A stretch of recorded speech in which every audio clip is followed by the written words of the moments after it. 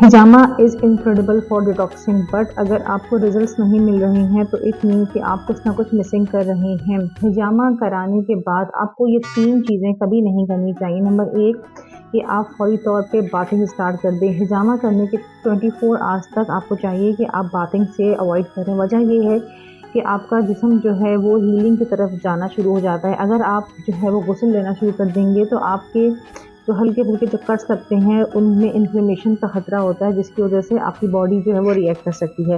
Number 2 کہ اگر جس وقت آپ ہجامہ کروائیں اس کے 24 سے 48 آورس تک آپ کو ہیوی میل سے پرہیز کرنا چاہیے، کیونکہ آپ کی جو باڈی ہے وہ اس کا فوکس سارا کا سارا بلڈ سرکولیشن کی طرف اور آپ کی ہیلنگ کی طرف ہوتا ہے۔ اگر آپ اس کو بہت ہیوی جو ہے وہ میل دیں گے، آپ آئلی اسپائسی فوڈس کی طرف جائیں گے، تو پھر آپ کی باڈی جو ہے وہ بہتر ریئیکٹ کرنے کے بجائے جو ہے وہ غلط ریئیکشن سٹارٹ کرے گی۔ لہٰذا آپ کو چاہیے کہ آپ آفٹر ٹیکنگ ہجامہ آپ 24 سے 48 آورس تک جو ہے وہ لائٹ کھانے کی طرف فوکس کریں۔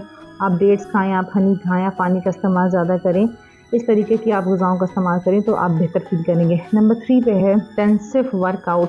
آپ کو پرہیز کرنا چاہیے کہ جس وقت آپ ہجامہ کروائیں اس کے ایٹ لیسٹ 48 آورس تک آپ تھوڑا سا لائٹ ویٹ کریں، تھوڑا سا اوائڈ کریں کہ آپ جم نہ جائیں، آپ ایکسرسائز نہ کریں، کیونکہ وہی والی بات ہے کہ آپ کی باڈی جو ہے اس کا سارا فوکس آپ کی ہیلنگ پروسیس کی طرف ہوتا ہے۔ اگر آپ اس کو اوور ایگزرشن دیں گے، آپ فزیکلی بہت زیادہ تھکیں گے تو آپ کی باڈی جو ہے وہ اپنے فوکس سے ہٹ جائے گی۔ لہٰذا آپ ہجامہ کرانے کے 2 ڈیز کے بعد آپ تھوڑا سا ایکسرسائز کی طرف سے ذرا دھیان ہٹایا کریں اور تھوڑا سا ریسٹنگ پوزیشن کی طرف جایا کریں۔ اس سے آپ کا ہیلنگ پروسیس تیز ہوگا اور آپ کی باڈی جلدی ریکوری کرے گی۔